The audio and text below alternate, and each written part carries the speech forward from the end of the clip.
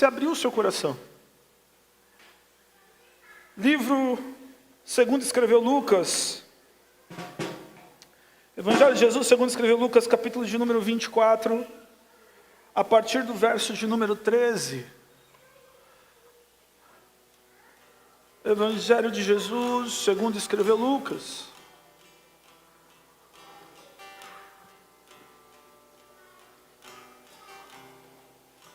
Capítulo de número 24.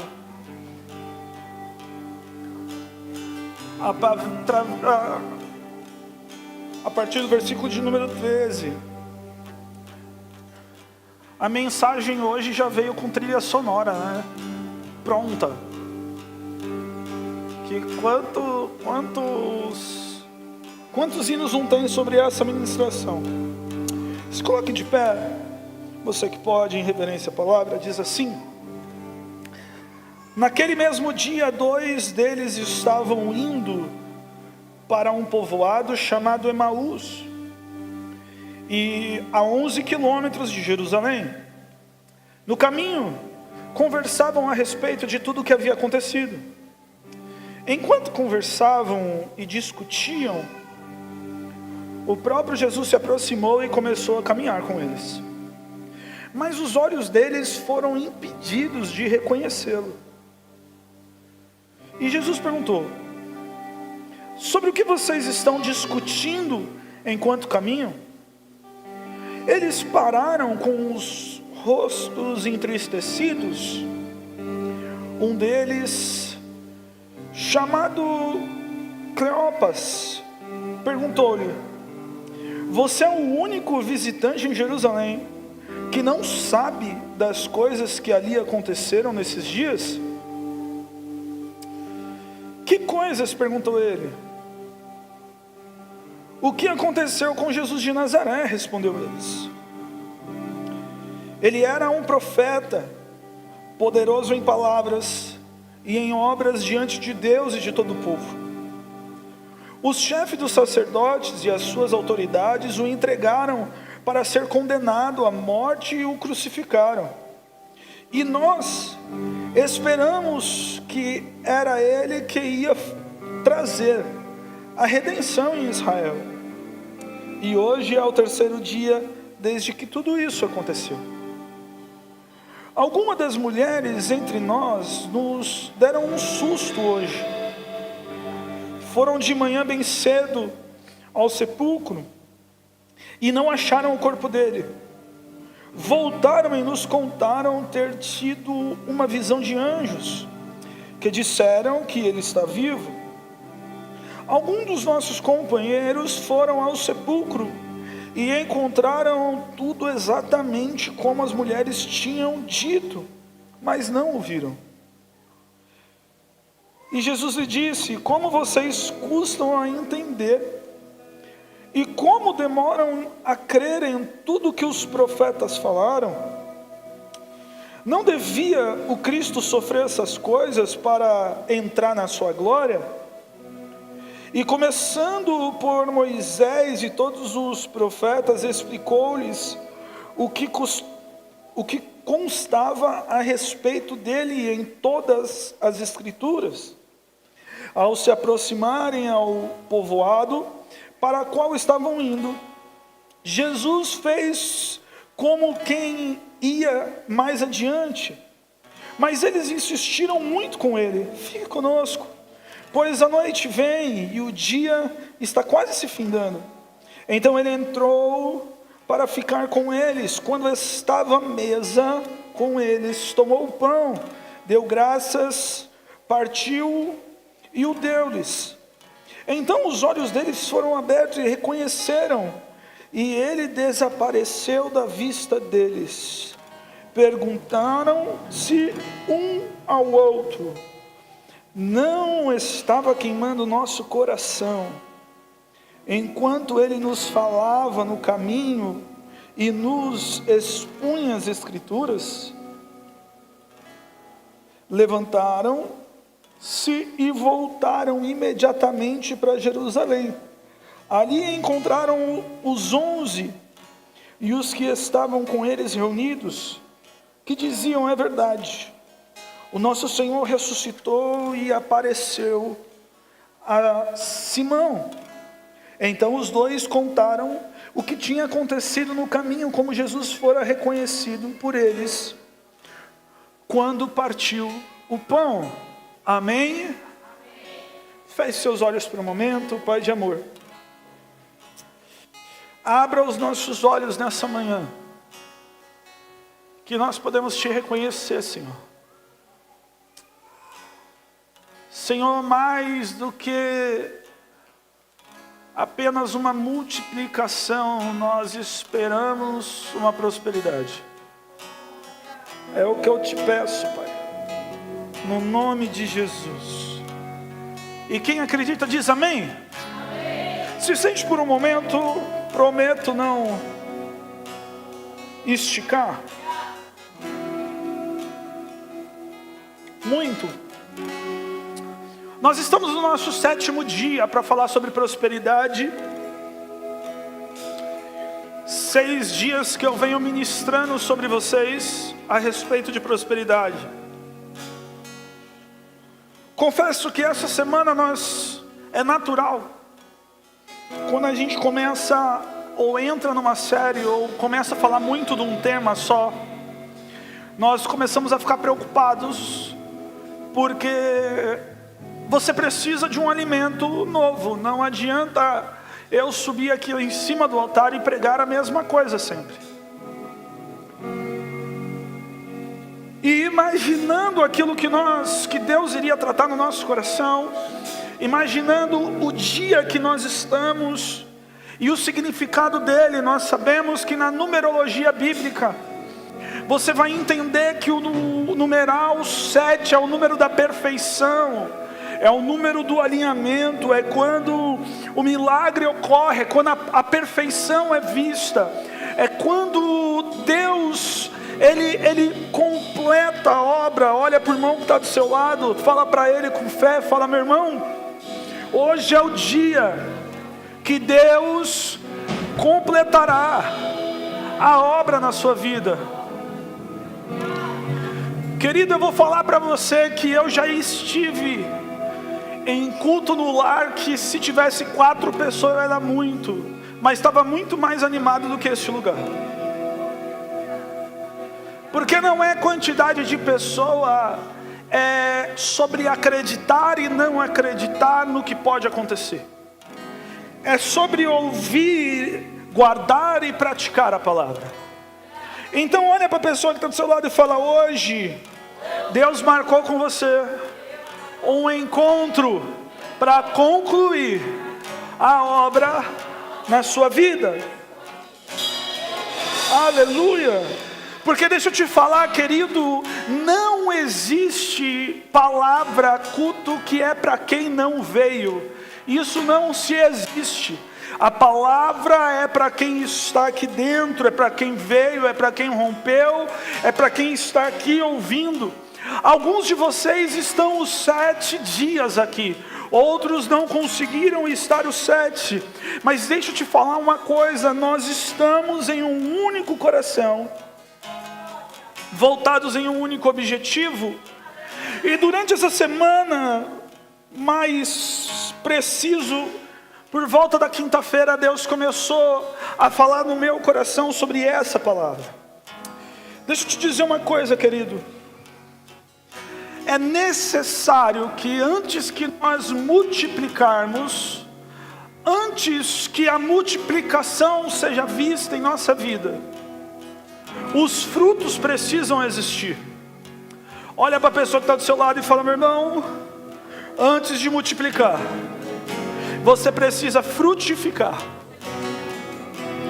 Por que que eu digo isso? Porque quando nós falamos de prosperidade, nós estamos falando de algo que é multiplicável.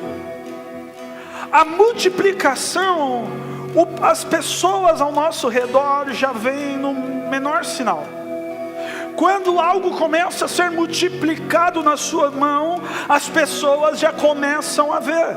A Bíblia vai dizer que Elias profetiza sobre Israel um período de seca, e assim acontece. E a Bíblia vai dizer que quando Elias chega em Serepta, ele entra dentro de uma casa e o azeite começa a multiplicar. Os vizinhos logo ficaram sabendo mesmo antes do milagre acontecer, porque aquela mulher e seu filho saíram recolhendo todas as vasilhas que tinha naquele povoado.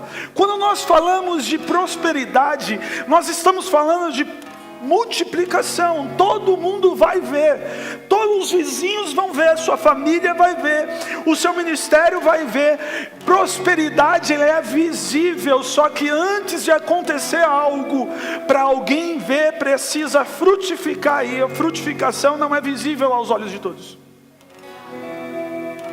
Sabe aquilo que alguns até usam essa expressão dizendo: nossa, foi de repente, nossa, apareceu do nada, nossa, mas aconteceu do nada. Não, querido, nada acontece do nada. Existe uma história antes da multiplicação que se chama frutificação. E a primeira pessoa, ao ver o fruto, é a árvore. A própria Bíblia vai dizer que Jesus vai dizer: olha, eu sou a videira verdadeira, e quem tiver enraizado em mim dará fruto. O primeiro que vê a frutificação é a árvore, porque após os frutos começarem a brotar, aí se entra a fase da multiplicação. Porém, nós estamos falando sobre um assunto tão delicado na igreja, um assunto tão complexo, que eu vou até fazer uso das palavras da irmã Maiara agora um pouco mais cedo. Nós não, até o momento, tivemos nem a coragem de trazer alguém. Nós entramos, fazemos ministério e não vivemos o Evangelho. Porque quando nós olhamos a questão da prosperidade, nós já estamos tão acostumados a viver frustrados nessa estação. Nós estamos tão acostumados a nos frustrar quando nós tentamos construir alguma coisa, que nós já não criamos grandes expectativas.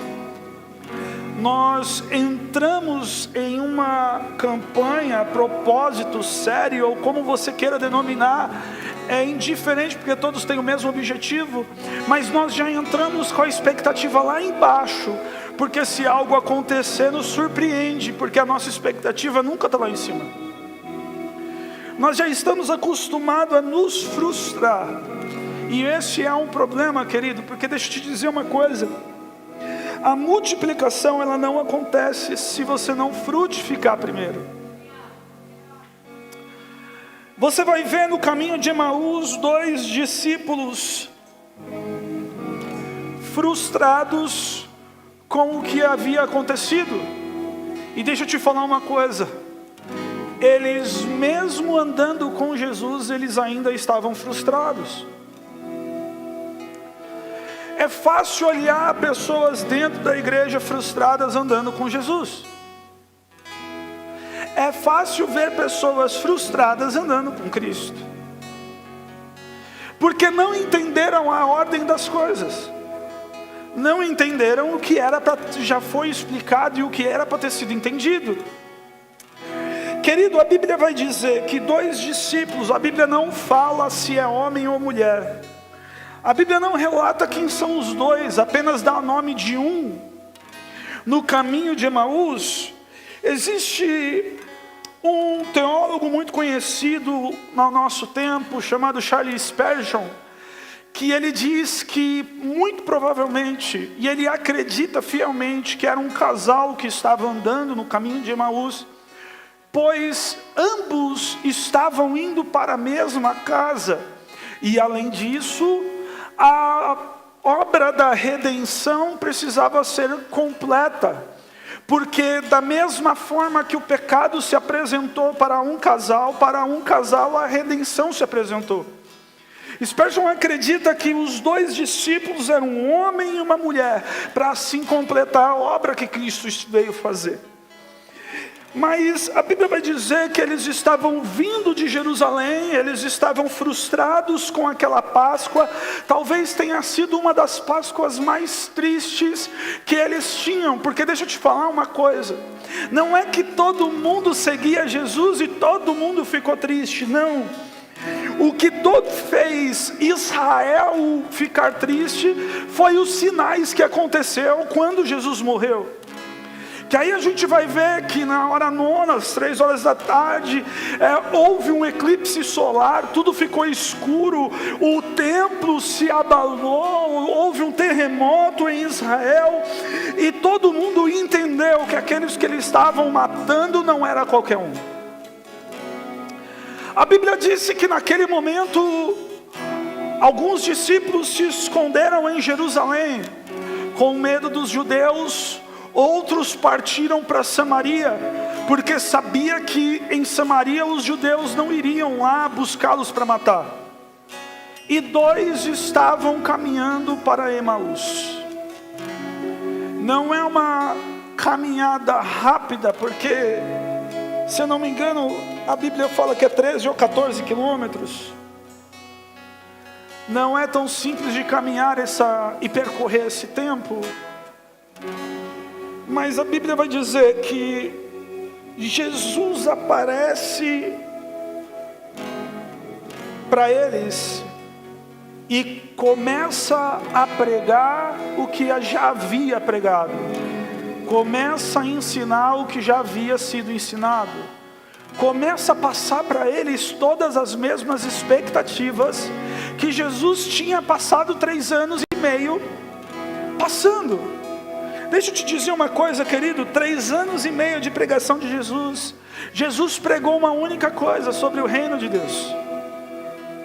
Jesus anunciou que iria vir um reino, e para que o reino pudesse vir, era necessário que ele sofresse, matassem e ao 3º dia ressuscitasse. Porém, a Bíblia diz que eles 2 estavam caminhando, frustrados, mesmo com Cristo andando com eles. Olha para a pessoa que está ao seu lado, diz: meu irmão, será que você não está frustrado andando com Cristo?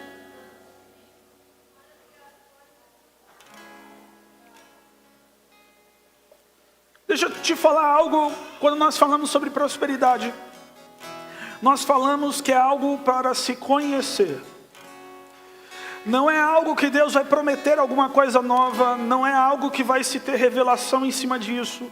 Não é algo que precisa vir alguém trazer um novo ensinamento. Não, muito pelo contrário.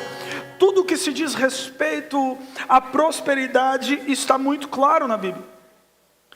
Está claro que nós precisamos ter acesso, e está claro que nós já temos as chaves, e está claro que nós precisamos apenas nos posicionar como filhos para ter direito daquilo que os filhos têm.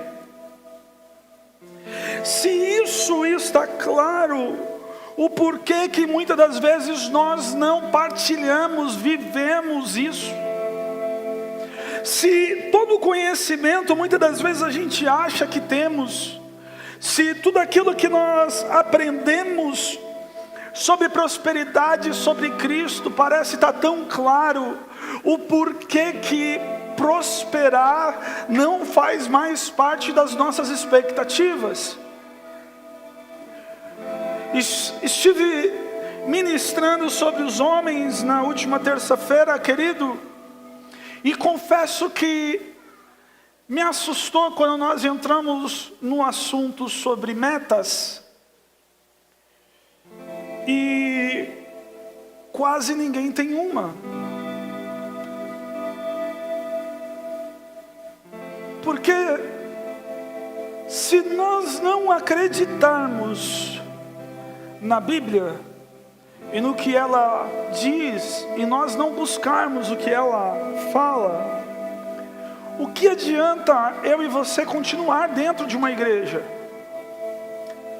Porque se nós não acreditamos na Bíblia, porque não tem como acreditar em partes, não tem como confiar em partes. Não existe uma mulher meio grávida, ou ela está grávida ou ela não está. Evangelho é exatamente isso, ou você acredita e vive, ou você não acredita. E o problema é que mesmo não acreditando, muitos querem viver. Quando a Bíblia vai falar sobre prosperidade, ela vai dar inúmeros passos. Ela vai falar sobre obediência, ela vai falar sobre responsabilidade, ela vai advertir os preguiçosos, ela vai falar sobre administração, ela vai falar sobre herança, sobre adoção, e ela vai falar sobre tantas coisas que compõem uma prosperidade bíblica, mas que muitas das vezes nós já achamos que conhecemos tanto, e nós já nem mais queremos viver. Nós achamos que acreditamos tanto que esquecemos que nós precisamos gerar expectativa em cima daquilo que a Bíblia diz. Olha para o irmão que está do seu lado. Fala para ele, fala: meu irmão, eu vou olhar muito para você, porque eu estou um pouco preguiçoso hoje. Assim eu acordo. Então olha para a pessoa que está do seu lado e fala: meu irmão, o que você conhece de Cristo, você precisa viver.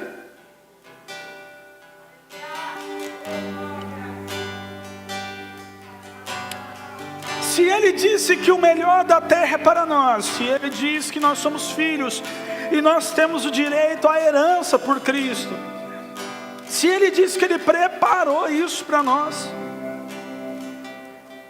querido, aonde foi que nós começamos a caminhar com Cristo frustrados?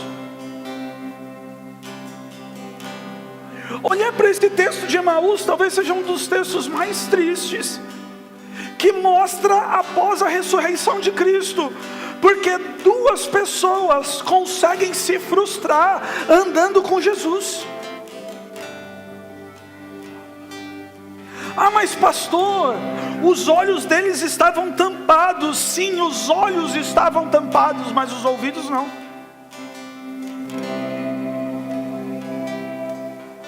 Os olhos estavam tampados para que eles não vissem naquele momento Jesus glorificado, mas os ouvidos não estavam tampados. Jesus precisou pegar a Bíblia desde o começo, e a Bíblia vai dizer que Ele começa a pregar novamente desde os escritos de Moisés, para falar que Ele tinha ressuscitado. Nós estamos, às vezes, num ambiente, num evangelho tão superficial, tão meia boca, num nível tão raso, que nós já não conseguimos nem mais gerar expectativa em Cristo. Porque deixa eu te ensinar uma coisa: a expectativa não é no culto, a expectativa não é no pregador, a expectativa não é quem vai ministrar, a expectativa não é na banda, a expectativa é em Jesus. Porque todos esses que eu te disse podem falhar. Todos esses que eu te falei podem falhar. O único que não vai falhar é Cristo. Só que para você confiar que Ele não vai falhar, você precisa conhecer Ele. Olha para o irmão que está do seu lado. Fala: meu irmão, você lembra tudo aquilo que Deus te prometeu?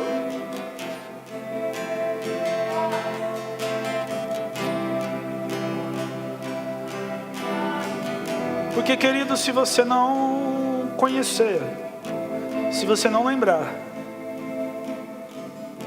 você vai ser mais um andando com Cristo frustrado, sem entender que é o próprio Jesus que está andando com você.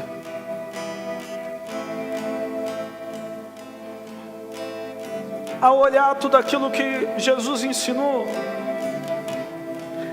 nós vamos ter um aspecto de prosperidade um pouco diferente da questão humana. Jesus, ele vem colocar um evangelho, fixar um evangelho dentro de nós, a qual a visão de prosperidade é diferente da que o mundo vê.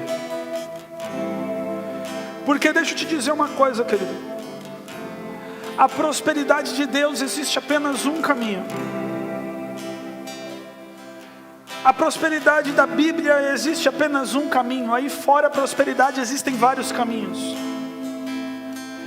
Existe aí fora o caminho do engano, o caminho do roubo, existe aí fora o caminho da sonegação e tantas coisas que podem fazer você prosperar.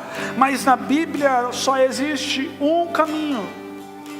E a única coisa que nos faz prosperar é Cristo, porque nós não merecíamos e nós participamos da herança de Cristo.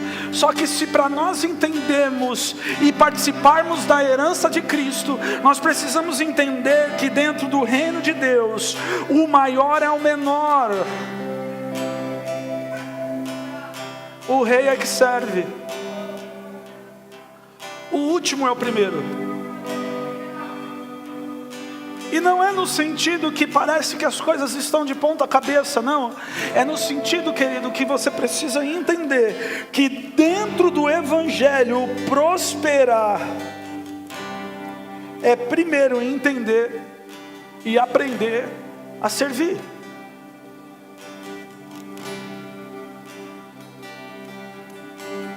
Jesus ensina algo fantástico antes de morrer.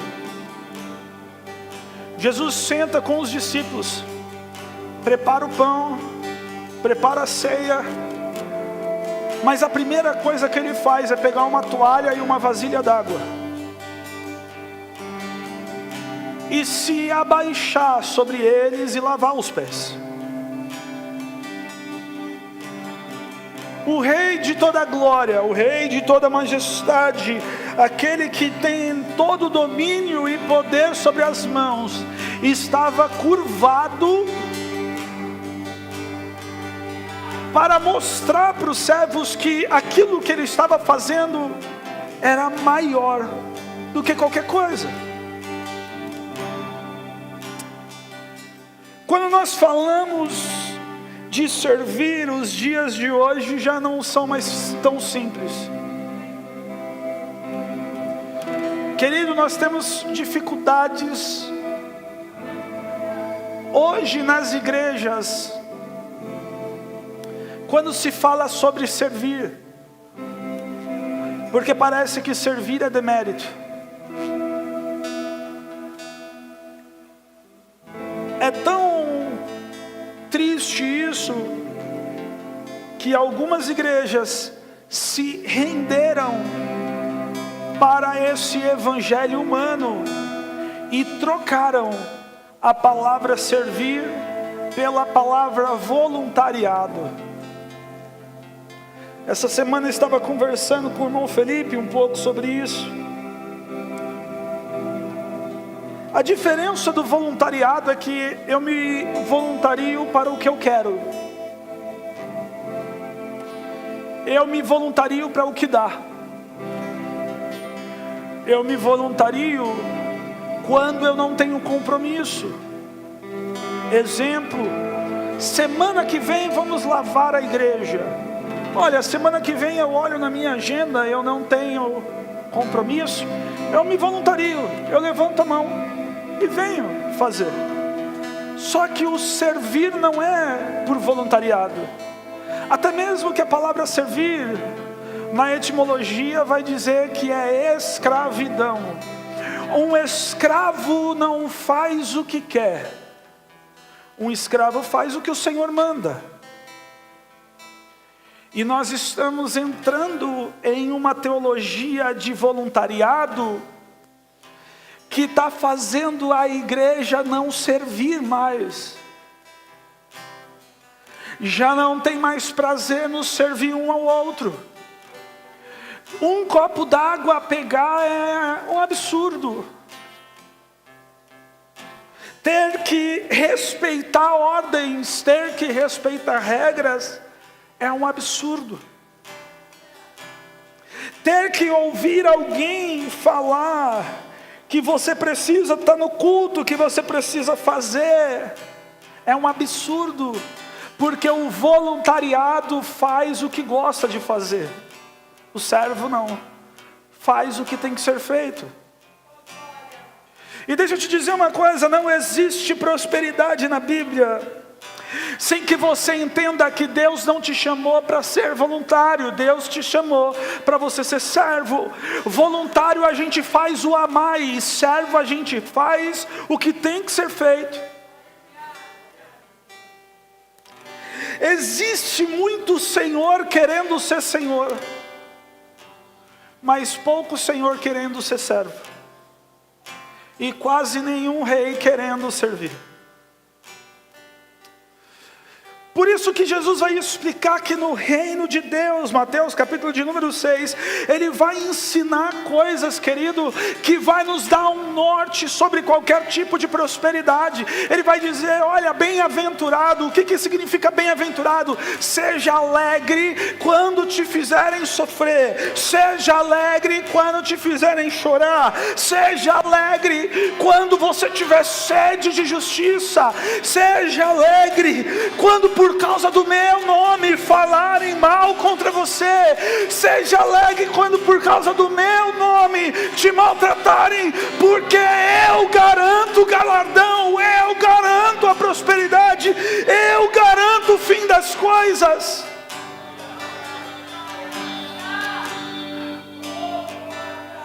Querido, nós estamos mudando o Evangelho, estamos parecendo que estamos vivendo nos dias em que Paulo fala para Timóteo, Timóteo, lá no final dos tempos, eles vão levantar mestres que falam o que eles querem ouvir.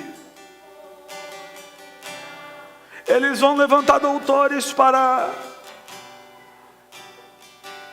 confirmarem que estão certos. Mas você não faz isso não, Timóteo. Eles podem fazer o que quiser, mas você não. Você permanece na sã doutrina. Você permanece no caminho. Você permanece acreditando que Jesus vai vir te encontrar. Querido, muitas das vezes nós nos frustramos com aqueles que não são igreja, porque a igreja não se machuca. Ovelha não dá cabeçada em ovelha.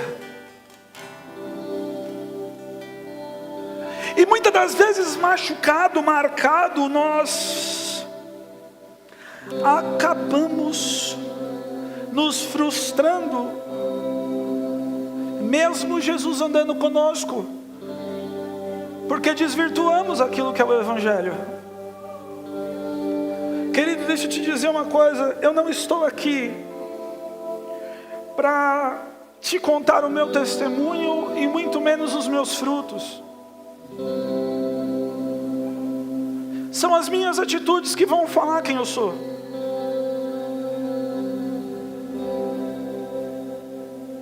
Você pode ouvir coisas bárbaras a meu respeito.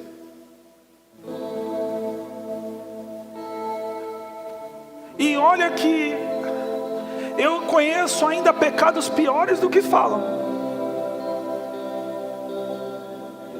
Mas o que vai falar quem eu sou é as minhas atitudes. Por um tempo, eu estive machucado com algumas situações e comecei a me justificar, esquecendo algo que eu mesmo falava. eu não me justifico. Quem me justifica é Deus. E essa semana, quando eu entrei dentro dessa palavra, tão conhecida, mas com tanto mistério,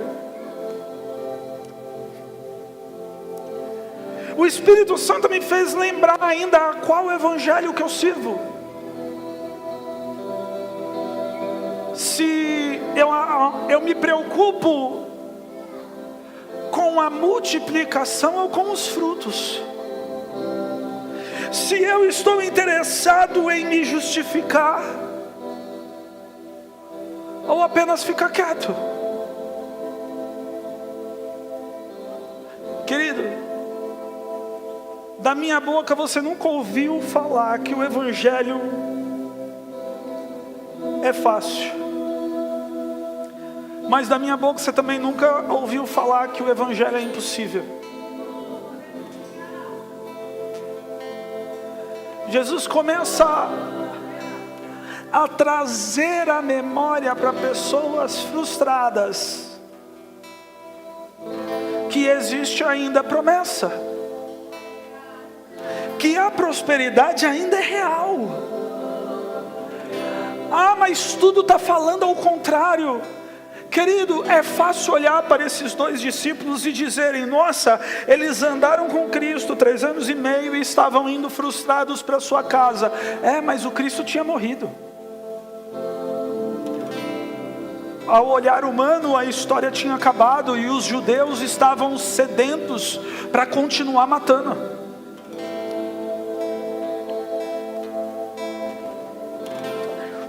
Se você pegar a Bíblia e tentar jogar numa cronologia, mataram Cristo numa Páscoa e 70 dias depois mataram Estevão apedrejado no meio da rua. O ambiente era completamente hostil, era um ambiente complicado. Talvez o que você está vendo está completamente complicado. Talvez o que você está avistando está completamente hostil. Mas querido, deixa eu te dizer uma coisa. Volta, que o evangelho não mudou. Volta, porque as palavras não se dissiparam, as promessas ainda existem, Ele ainda é vivo, Ele ainda te prometeu, não importa o quão ferido você está. E deixa eu te dizer uma coisa, a Bíblia vai dizer, Jesus vai dizer que nós nos ferimos com esse mundo vai tentar nos fazer sofrer todos os dias Ele vai tentar nos fazer sofrer, mas é para nós sorrirmos, porque Ele venceu tudo isso, e nós somos co-herdeiros da herança de Cristo, co-participantes da prosperidade que Deus deu para Cristo. Querido, ainda existe um evangelho simples, ainda existe uma palavra simples, que o maior ainda é o que serve. O maior ainda é o que serve, querido.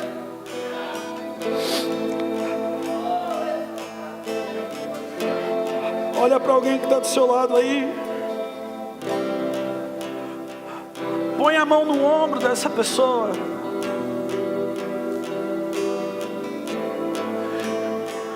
Diz para ela ou para ele, fala: não importa o quão ferido você esteja, Ele nunca deixou de andar com você.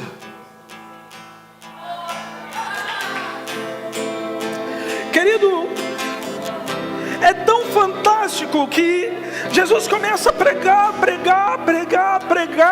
a noite começa a chegar, e aqueles dois disseram: olha, a noite vem, não é bom você sair andando por aí de noite. Vem para dentro da nossa casa, a gente come, você passa a noite, e depois você vai para a sua casa, ou você segue o seu caminho, porque eles nem perguntaram para onde aquele homem estava indo. A Bíblia diz que eles abriram a casa E a Bíblia deixa bem frisado que eles assentaram à mesa. Querido, tudo o que Jesus revelou, Ele não revelou em um lugar público. Tudo que Jesus revelou, Ele revelou assentado lá na mesa. Deixa eu te explicar algumas mesas que Jesus revelou. A Bíblia vai dizer que Lázaro morre, Jesus chega a Betânia, e a gente conhece a história. No dia em que Lázaro ressuscitou, eles foram dar um jantar, e Jesus pegou uma cadeira e assentou-se à mesa, mas todo mundo estava vendo Lázaro. Todo mundo queria ver o milagre que tinha acontecido. Todo mundo queria ver o que estava acontecendo, mas a Bíblia diz que Lázaro estava falando, os fariseus tudo olhando, e começou a subir um perfume. Todos viraram para onde o perfume estava vindo, e Jesus assentado à cabeceira da mesa, Ele disse: olha, nesse jantar ninguém me honrou como essa mulher.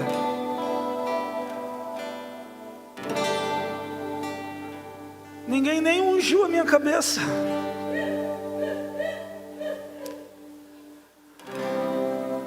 Na mesa é o lugar de você parar, reunir a família, colocar o assunto em ordem, alinhar o pensamento, alinhar o objetivo. A mesa é onde há cura. A Bíblia vai dizer que outro dia Jesus é convidado a jantar na casa de um fariseu. Ele entra dentro da casa, todo mundo dá a mínima para ele.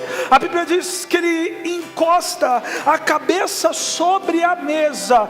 Parece que Jesus estava cansado e tentou repousar. Não, muito pelo contrário. Um judeu, quando ele se reclina à mesa, ele está dizendo que há alguma coisa errada no jantar.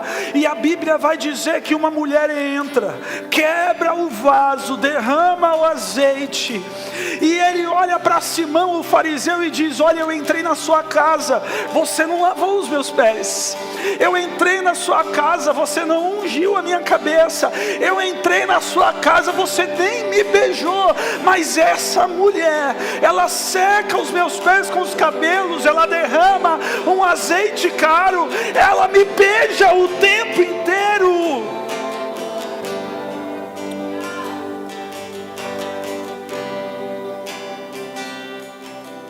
Como também existem mesas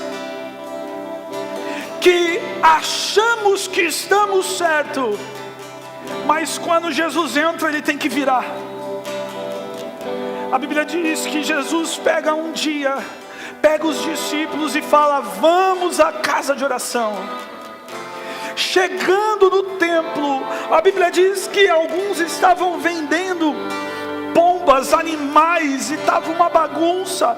E a Bíblia diz que Jesus pegou um chicote de couro e começou a virar as mesas daquele lugar, e começou a perguntar para eles: o que vocês estão fazendo com a casa do meu pai? Querido, existem momentos e mesas que nós sentamos e achamos que está certo, mas Jesus está querendo virar. Existem momentos que sentamos a algumas mesas que o Evangelho não é pregado, Cristo não é o centro. Jesus está querendo virar, querido, muita mesa. E sabe qual que é o problema? É que Ele é ou o problema ou a melhor coisa do mundo, que Ele é misericordioso. Ele ainda não virou, porque se virar a mesa, o primeiro que sai machucado é quem está perto. Olha para o irmão que está do seu lado, fala: querido, Aprenda a sentar na mesa aonde Jesus é honrado e não aonde Ele é escarnecido.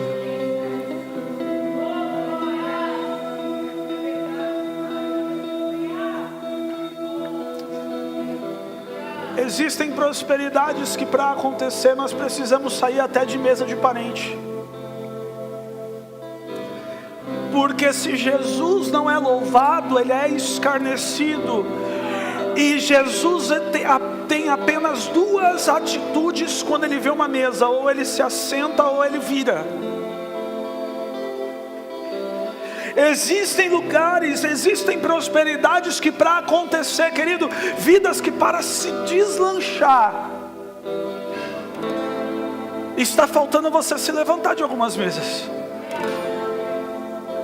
Porque por misericórdia a você nada ainda aconteceu. Porque o primeiro que se machuca numa mesa virada é quem está sentado. Só que existem coisas que precisam acontecer e você está impedindo. Existem momentos, querido, de mesa que não nos traz prosperidade. E existe uma mesa que é muito conhecida, que se encontra no Salmo de número 23. O salmista Davi diz: prepara uma mesa perante mim na presença dos meus inimigos. Unge a minha cabeça com óleo e o meu cálice transborda. Parece que esse versículo não tem muito sentido. Parece que Davi está querendo se vingar. Parece que Davi está pedindo para Deus a cabeça dos inimigos. E deixa eu te explicar uma coisa: é muito diferente disso.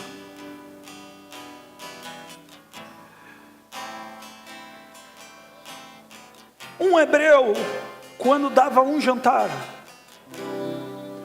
o mestre Sala ficava sempre apercebido às ordens dele. Porque quando ele visse um cálice vazio em cima da mesa, o dono daquela casa, o dono da mesa, fazia um sinal para o mestre Sala vir e servir mais vinho. Ou quando ele via o prato se esvairir, o dono da mesa fazia um sinal e aquela pessoa era servida novamente. Mas quando aquele dono da mesa queria acabar com a festa, ele dava um sinal para o mestre Sala não servir mais. E a pessoa que estava sentada com o cálice via que o cálice não enchia mais e entendia que a festa acabou. Deixa eu te explicar uma coisa, querida. Davi não estava pedindo para Deus o justificar. Davi não estava pedindo para Deus o vingar. Davi estava pedindo para Deus dar a oportunidade dele servir os seus inimigos. Davi diz: olha, prepara uma mesa para mim, a qual eu vou dizer que eles precisam ser mais fartos, que eles precisam ser servidos de novo, e que o cálice transborda, que a festa nunca acabe. Não é uma questão de vingança, mas é uma questão de servir. Ele não queria ser o rei de Israel, ele só queria ter um lugar à mesa do pai dele. Ele só queria sentar numa mesa, ter a oportunidade de fazer um jantar. Ele não está dizendo: olha, mata os meus inimigos, olha quem me viu passar na prova e não me ajudou, vai ter sabor de minha vingança. Não, querido, porque o próprio Deus vai dizer que a vingança não é nossa, é dele. Eu não sei se isso é bom ou é ruim,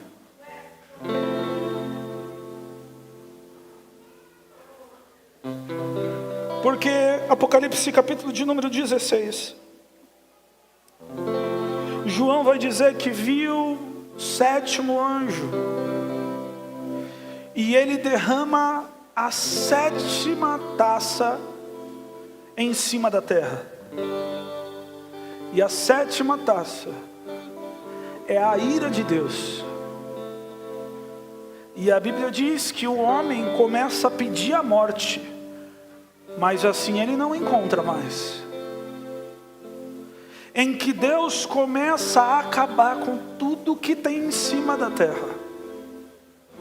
O sol começa a queimar o ser humano,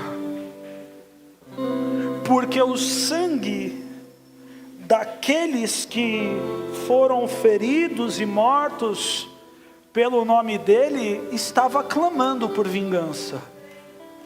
E naquele momento Deus iria revelar sua vingança. Querido, quando nós falamos de evangelho, quando nós falamos de servir, nós estamos falando que nós estamos servindo o maior bem que Deus tem, que é eu e você. Porque Ele cuida com todo cuidado, Ele quer salvar todos. Ele deu o Filho para você estar aqui.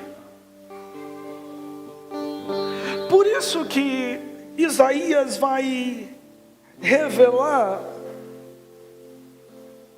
uma das profecias que tem mais dúvida, ao dizer que ai daquele que tocar em um profeta. Porque dos profetas Deus cuida como cuida da menina dos olhos.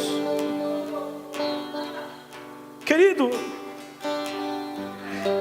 existem mesas que nós precisamos sair para que, infelizmente, a ira de Deus seja derramada. Mas existem mesas que nós precisamos sentar, porque se nós não sentarmos, todo mundo morre. A Bíblia vai dizer que Jesus entra na casa daquele casal depois de pregar tudo, depois de falar tudo, depois de explicar tudo o que havia acontecido. Ao repartir o pão, eles conhecem Jesus. E Jesus some da vista deles. E um olha para o outro e fala uma palavra tão conhecida que diz: não é que ardia o nosso coração quando ele falava? Deixa eu te explicar uma coisa. A presença de Deus, ela não é sentida. A gente não sente a presença de Deus. A gente sente o poder de Deus. Por que que a presença de Deus não é sentida? Porque vai ter dias, querido, que você não vai sentir nada. Mas Ele prometeu que Ele estaria lá todos os dias, até consumir os séculos. Vai ter dia que você não vai ter vontade de continuar. Vai ter dia que você não vai ter esperança de prosperar. Vai ter dia que você não vai ter coragem de servir. Mas a presença de Deus não é para você sentir. É para você ter a certeza que todos os dias Ele está lá. Olha para a pessoa que está do seu lado.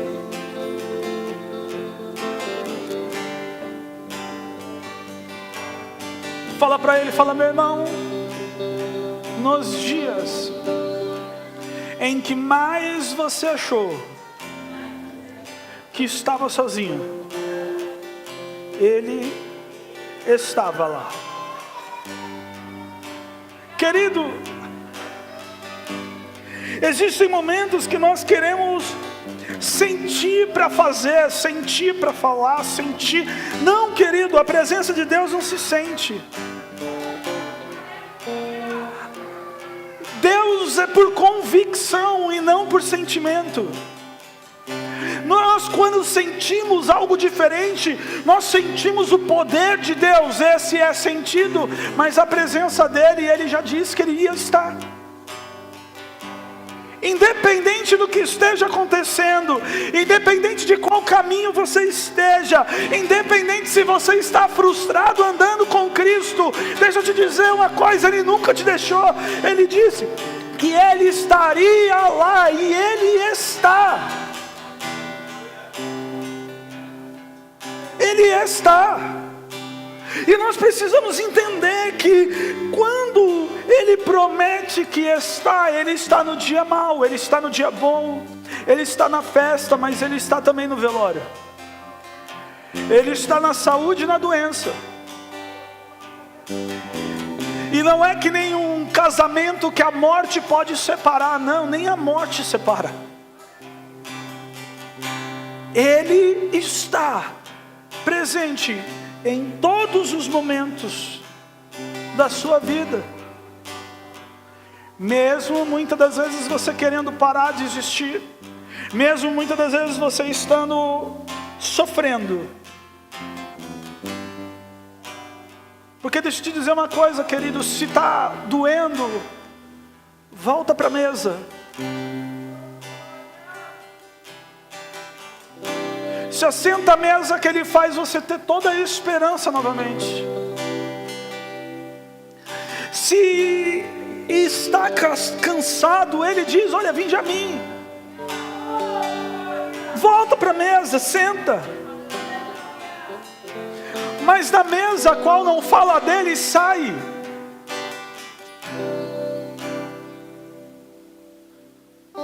Deixa eu te falar uma coisa.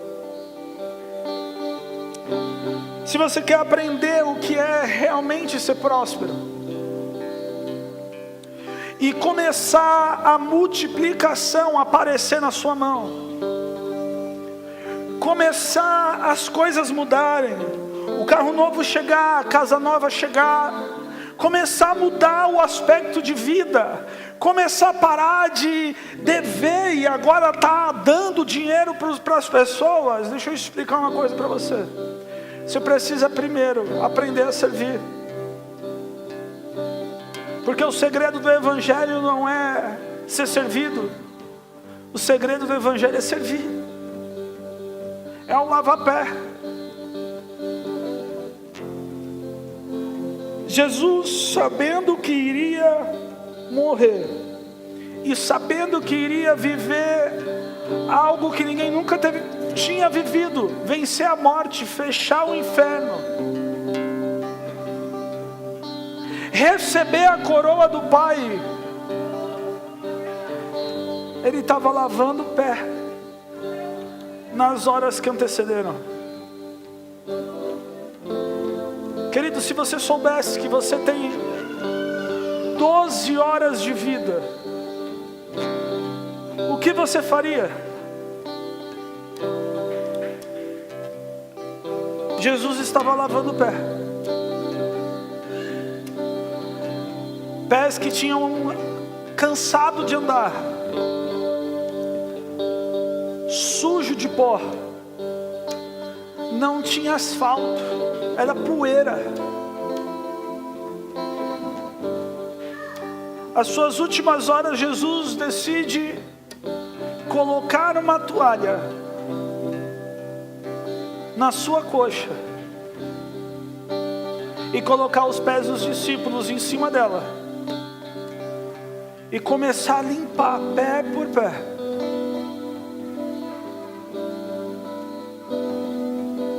Muitas das vezes nós decidimos procurar até um outro evangelho quando estamos machucados.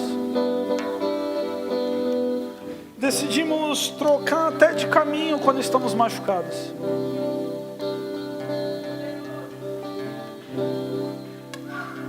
Sabendo que ele ia morrer, o peso do pecado sobre as costas dele,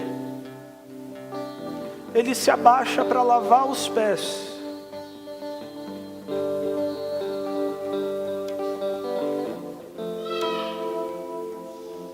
E ao encontrar esses dois, ao encontrar esse casal, ele ainda tem todo amor e carinho de explicar tudo de novo.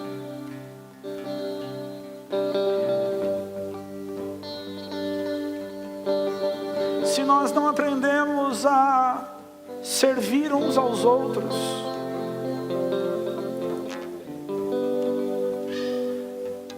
como não vai ser o nosso coração quando a prosperidade ser derramada? Querido, porque a humildade não se mede quando se tem, humildade se mede quando se não tem.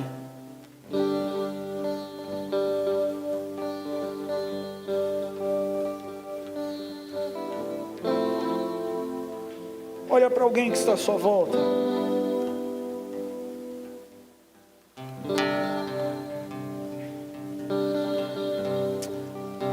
Diz para ele, diz: meu irmão,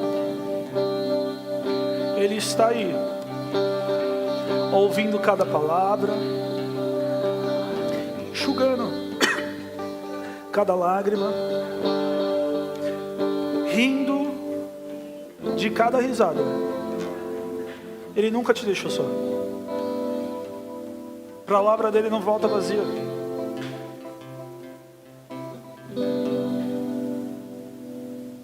Mas pastor, eu não estou sentindo nada. Presença não sente.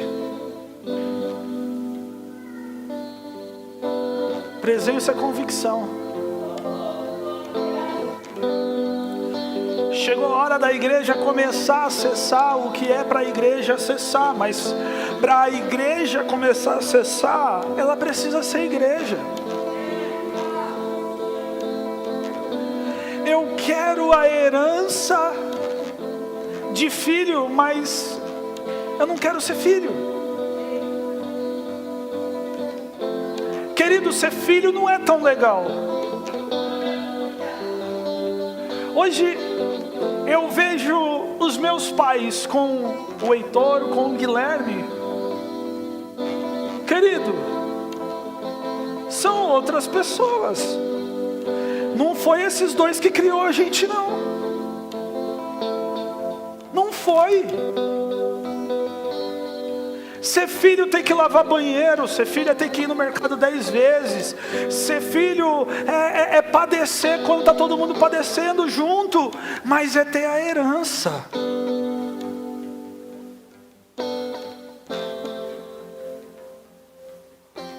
Ontem eu estava conversando com meu sogro e ele disse algo. Ele disse: olha, é um amor que a gente não entende. Sabe por quê? Já chegou dias de dentro da minha casa, tá nós 6 e ter 2 bifes para comer. A gente partia em 4 para os 4 comer e a gente ficava sem. Isso filho não vê. Querido, o que Jesus quer que você enxergue,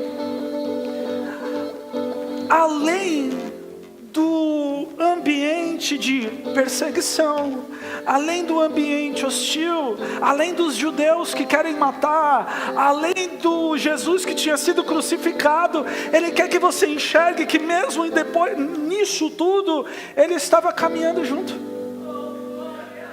Ele estava entrando na casa junto.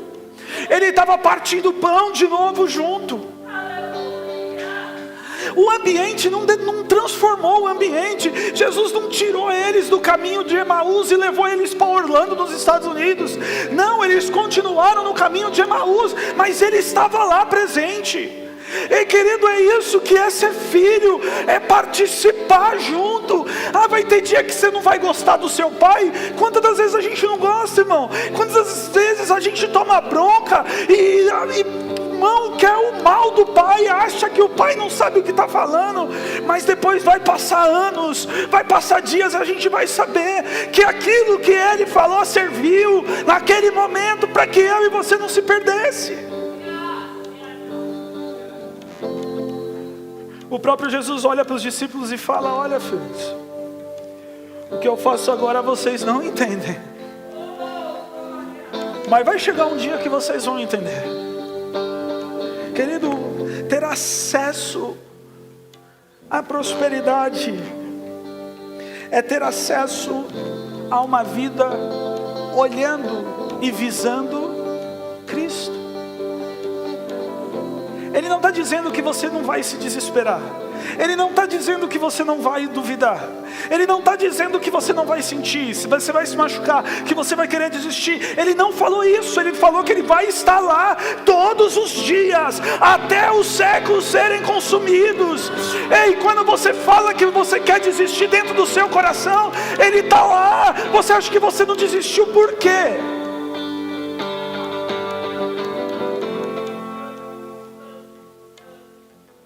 Olha para o irmão que está do seu lado e fala: meu irmão, Ele não te chamou para ser um super-herói. Ele te chamou para ser um filho. Só que deixa eu te ensinar: filho serve. Se coloque de pé por um momento.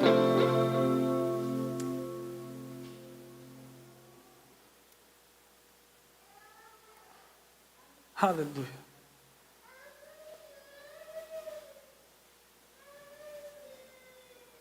Querido, o irmão Lucas vai entregar nas suas mãos um copo de água. Enquanto o ministério de louvor louva ao Senhor, não beba esse copo de água ainda, mesmo que você estiver com sede. Mas receba isso na sua mão. Eu peço até que sirva os meninos aqui do altar também, obreiro, todo mundo. Quem estiver na porta puder ajudar, deixe as portas de vidro fechadas, para a gente não demorar muito.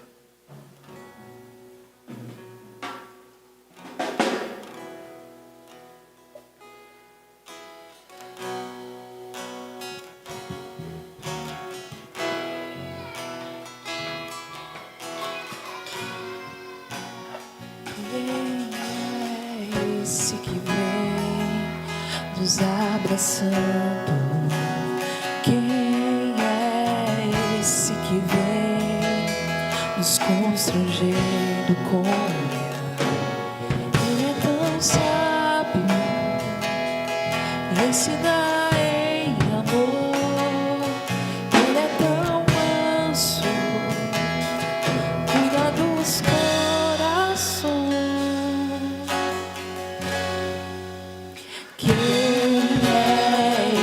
Que vem nos abraçando. Quem é esse que vem nos constrangendo com? Ele é tão sábio, ensina em amor. Ele é tão manso, cuida dos corações.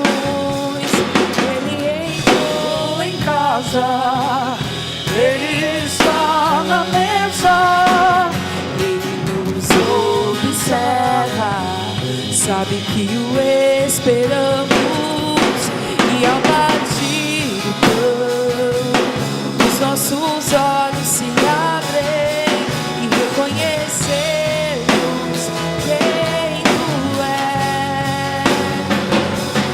Ao som da Tua voz, os nossos corações queimam de amor, queimam de amor.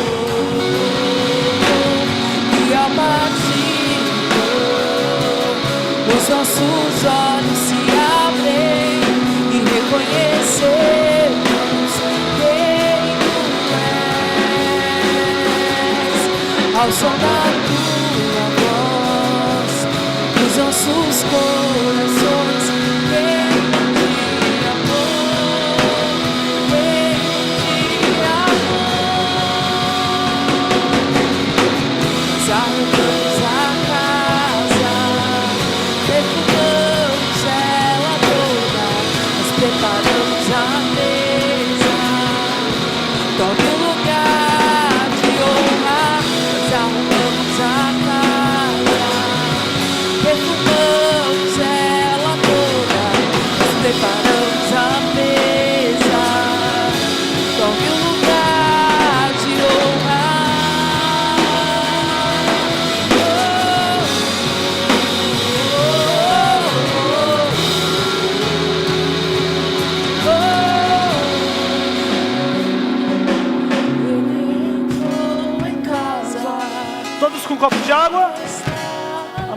já foram servidos? Amém? Levante seu copinho de água. Não é universal não, irmão. Fique em paz. Feche seus olhos por um momento. Aleluia.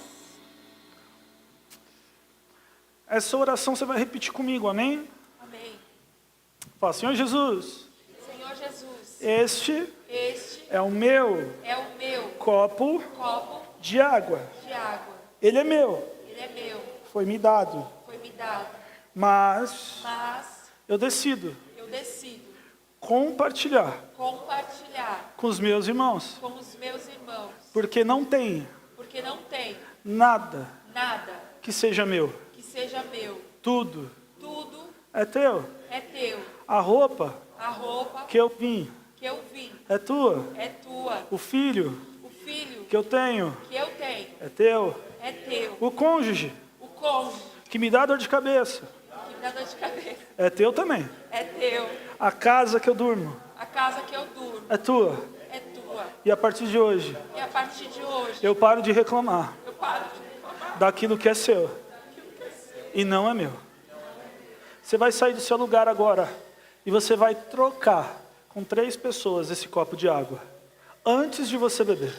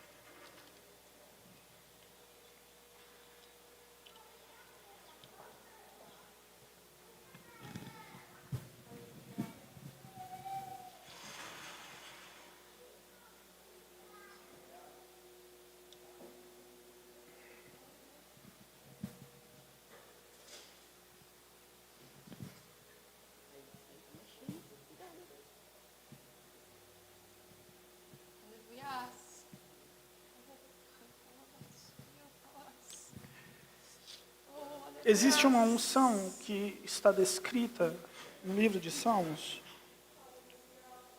que diz, ó quão bom e quão suave,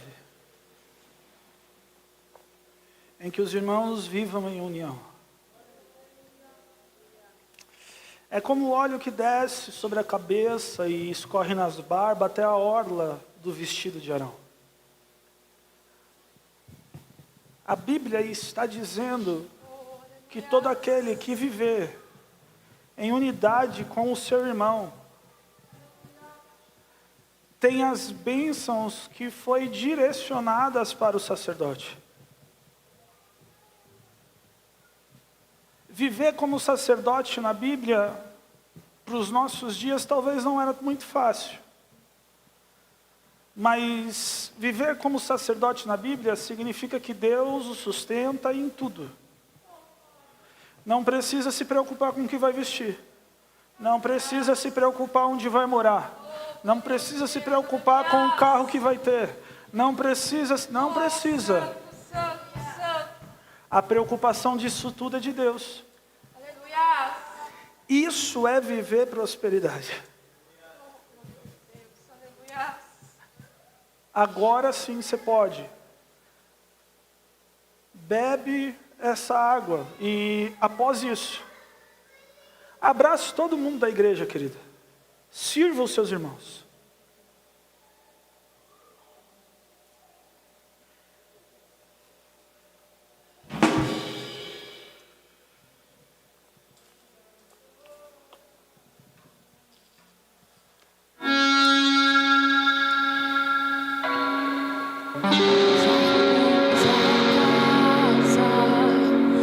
Perfumamos ela toda, nos preparamos a mesa.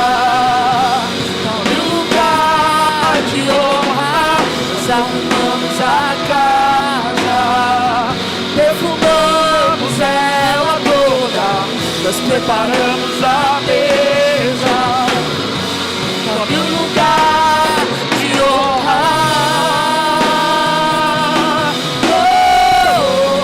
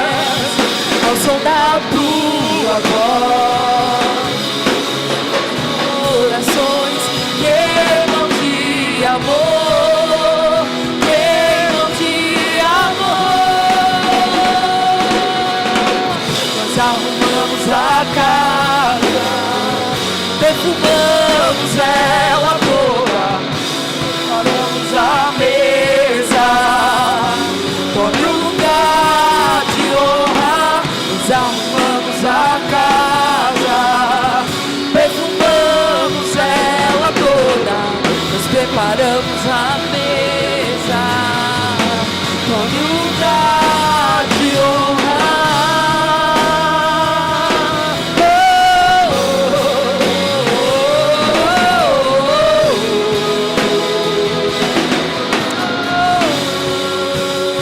A graça do nosso Senhor e Salvador Jesus Cristo, o amor de Deus Pai, a comunhão do Espírito Santo seja acrescentada sobre todos. Pai, despedindo teu povo de Deus, seus olhos em ação, os guardados do mal e do pecado. E quem crê diz: se Deus é por nós, se Deus é por nós, se Deus é por nós.